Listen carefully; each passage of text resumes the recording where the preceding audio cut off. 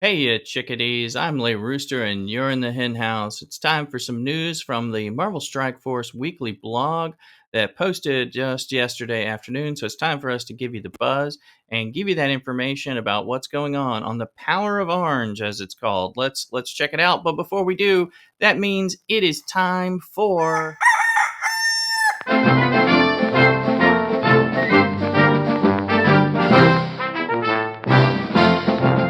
the Marvel Strike Force Weekly Buzz. Buzz, buzz, buzz, buzz. Oh crap, who let in all these bees? Stop it, stop it, stop it. Stop, stop, and stop. welcome back. All right. Remember also to like this video and subscribe. It helps us beat the YouTube algorithm into submission and help us out, Commanders. So let's get into this. The Power of Orange. Greetings, Commanders.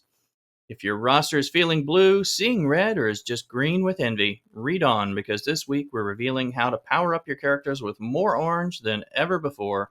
We'll also be revealing a new trade option for our upcoming Gamma raids, blitzes that'll sting if you miss them, and weekly events to put shards and catalysts in your hands. Ability materials updates. As Strike's roster has increased, so has the need for more ability materials to power up your characters.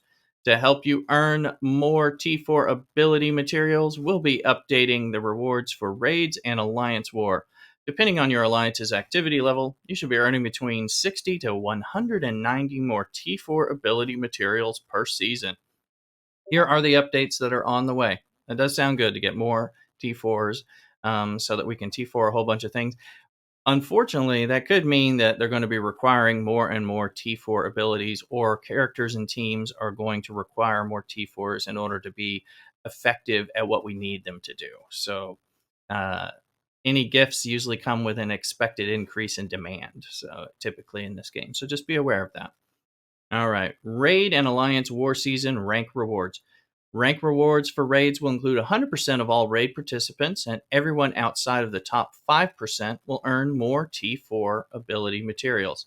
The end result will be an additional 5 to 40 more T4 ability materials per season. On the Alliance War side, rank rewards will also now include 100% of all Alliance War participants, and everyone outside of the top 10% will earn more T4 ability materials. The Alliance War updates will result in 20 to 50 additional T4 ability materials per season. Ultimus 7 and Doom 1. We've also updated the raid completion rewards for Ultimus 7 and Doom 1. All T4 ability material rewards now match those of the top damage contributor, rewarding 30 to 90 additional T4 ability materials per season. That sounds good. Note here for raids, everyone outside of the top 5% is getting more T4s. And on the Alliance War side, right, everyone outside of the top 10% will earn more T4 ability materials. Now, that on one side, that sounds like it's snubbing the top people in raids and war, which wouldn't seem to be very fair. Are they getting nothing? Are they getting snubbed? Are they perhaps introducing a new thing, a T5, that they will be getting, and that's going to encourage everyone to push up or something like that? I don't know. Let's wait and see what's happening here. We can expect things to increase, just like our gear tiers go up and our level caps go up. We could have an ability increase. So all right. Let's watch that. Let me know in your comments below what you're thinking. Does this imply something? Is it just no nuts to the top performers?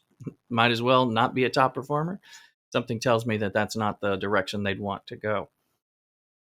All right, Gamma Raids update. The Heroes for Hire team is already making an impact in Alliance War helicarriers, and soon you'll have the opportunity to flex their might in Gamma Raids. Starting their next run, any Gamma Raids 3 and 4 nodes that required the Defenders trait will now also allow the Heroes for Hire trait.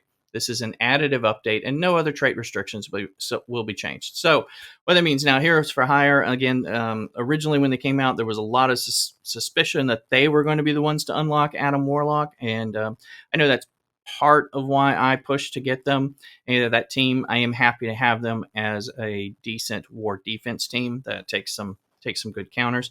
Um, but they don't have much else use. I mean, they can win some of the blitz battles, but things like that. So being able to use them in place of my defenders, and actually that'll be better use on the lane, the defender's lane. So there's more reason or more use you'll get out of them, which tends to be what we do when we get a team that doesn't have a lot of use. Scopely tends to, rather than like rework them or something like that, they just start making them required, or have more places to be used specifically. So I will be happy to see them play a little bit. I like the animations, and playing with that team is kind of fun. But we don't get to do it that much. So at least this Gamma Raid will give us an option to do that. So another reason to consider having some heroes for hire if you can get them easily, or find them useful, or if you're really close. Anyway, let's talk. Now, upcoming blitzes. Don't miss our upcoming blitzes featuring characters who help bring the firepower to their respective teams, generating buzz. Hey, this is the buzz. First, on July 26th at 5 p.m. is the Sharp Sting Blitz featuring Yellow Jacket. Pester enemy teams in battle to earn tons of character shards for this powerful Pimtech blaster. And then immediately up next on July 29th at 5 p.m. is the first run of the Deputy Director Blitz, which rewards shards for Maria Hill. Take advantage of one of your first opportunities to earn tons of Maria Hill character shards and start bolstering your Secret Avengers team. And we got a little Pokemon that's visiting us. Come check us out on Twitch, where we catch Pokemon and do other fun mini games and hang out and chat together while we're playing games. Okay, blitzes. So I'm glad to see Yellow Jacket. He's a end node, hard node, farmable. So a lot of people don't have as much access. I'm still farming him and trying to finish him off. He is required as part of the Jubilee unlock, and that is a tough battle. So you need them boosted and everything, but you need that team boosted. And Jubilee is required as part of the Adam Warlock unlock, and thus kind of completing the Infinity Watch. So the Pimtech team is essential to Adam Warlock and your Infinity Watch team. So those are all kind of part and parcel of how they're tied together. Just like Black Bolt, who we'll be talking about in a minute as well. So work on that; it'll be good. There are probably a lot of the higher end people won't be pushing hard for Yellow Jacket because they'll probably be completed, but there's plenty of people like myself who still need some shards, so I plan to make sure I blitz some. So we'll see. But next we have the Maria Hill Blitz. That's the first opportunity, except for this core store shenanigans where we can buy her for way too much money. That's out there. So this will be the way that everyone and their mother will be trying to get Maria Hill. Maria Hill puts down a box and pulls out a rocket launcher and really does some masterful stuff on that Secret Avengers team. I want her just because it just makes sense to kind of complete that team. And I've always thought Maria Hill should be in the game, and I always thought that Shield Operative essentially looked like Maria Hill. So I want to get the new Maria Hill. All right. So I expect a lot of people will be pushing hard for that blitz. So you'll have to compete harder there than I think with the Yellow Jacket for sure. But be aware. And, if you push and get some Yellow Jacket and then try to stay alive in the Maria Hill Blitz. All right. Bonus and flash events. Black Bolt's legendary event is heading your way. Oh, also about those blitzes, just note that it says on Maria Hill, take advantage of one of your first opportunities to earn her, meaning it sounds like we're going to have multiples. Probably, usually there's 2 blitz releases. So we'll at least get 2, maybe, but it doesn't say it's in blitz. So who knows exactly how we're getting opportunities for her, strike passes, things like that. So we'll see. Keep your eyes peeled. All right, bonus and flash events. Black Bolt's legendary event is heading your way soon, so it's time to power up your team of Asgardians. Starting July 25th at 5 p.m., enjoy double shard payouts in campaign nodes for your Asgardian characters with the For Asgard bonus event. Filter your roster using the trait Asgardian to find all eligible characters and their corresponding nodes and locations. All right, this one, Black Bolt is still very useful.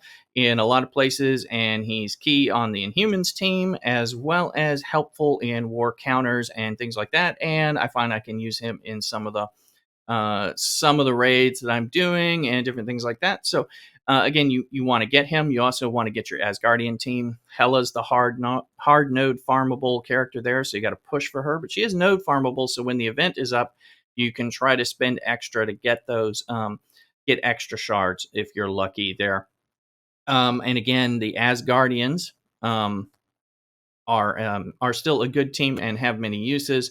They will help you in Blitz and different places, and you can use them in war, or you can split up the team and do some other stuff with them. But they are going to unlock Black Bolt, and you need Black Bolt to Black Bolt and the Inhumans team to unlock Ebony Maw to complete the Black Order team, which is still a very good and viable team. And Ebony Maw is still very useful in the Dark Dimensions and stuff like that. So is Hela. I use Black Bolt in some Dark Dimensions because I already have him that powerful, but he's not without use. But anyway, so it's all just like the Adam Warlock Pimtech connection. This is the Ebony Maw Asgardian connection. So that's a chain that you do want to be working on. Don't miss out, and make sure you keep working and make meaningful progress, even if you're not going to unlock this time around. All right, other next. Then appearing out of Puff of Smoke on July 30th at 5 p.m. is the Relic Hunt Flash event, where you can rack up catalyst parts by sending your hand team into battle. If you need to strengthen your hand team, forgo the help of the beast and opt for the Need a Hand event. For 24 hours, the number of hand character shards rewarded in campaigns will be doubled from 2 to 4. Filter your roster using the trait Hand to find all eligible characters and their corresponding nodes. Okay, it's the hand team. They have a monthly event. Can we still use them in one of the Greek raids? I think they may have gotten rid of them there. Yes, I think they did. But they keep them viable for this event. I'm still working on getting 7 yellow stars on all of my hands so that I can complete the final 7-star challenge on this relic event. You're going to want to get there eventually, but you're not going to want to sacrifice on other places where you want to progress. This is a good one. This event comes up monthly. I always encourage doing a little bit of extra farming then. That's when I farm them. I may throw cores and refresh once or something and just see if I can finish off some stuff. So the closer you get, the more it makes sense to do that. But be aware, don't sleep on them. You also, Elektra is in there, and she's part of the Shadowlands team. That's a much more viable team. So you'll want to get her shards and build her up. But get your hand there, and eventually the hand's going to get a rework because they suck so badly. They have to get a rework. And if that ever happens, you'll at least have them ready. I would not sink enough. I would only level them up enough to complete the challenges that you're at for this Catalyst event. I use them as a quote loser team in Blitz to drop myself back down when I'm doing Blitz rotations. So that's their use for me.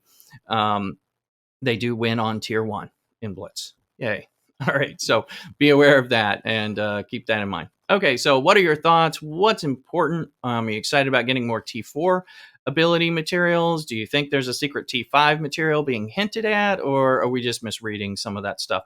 Anyway, put your comments down below. Also, make sure you like this video, give it a thumbs up, subscribe to the channel, and help us with our subscriber and YouTube push. Really helps out, and I appreciate it a lot. Also, make sure you hit that notification bell so you catch the next video that we do. We always do a blog video, The Buzz, every week, and then we'll have other videos about different kind of gameplay and different things that are notable, new character unlocks, team testings, etc. Come here for your Marvel Strike Force news and some gameplay stuff. Make sure also you check down below where we have the Twitch stream, where we stream Pacific time weekdays after work almost every day, and throughout the weekend, all over the time, starting early in the morning and going on. So come check us out with Marvel Strike Force, as well as other games that are fun and engaging.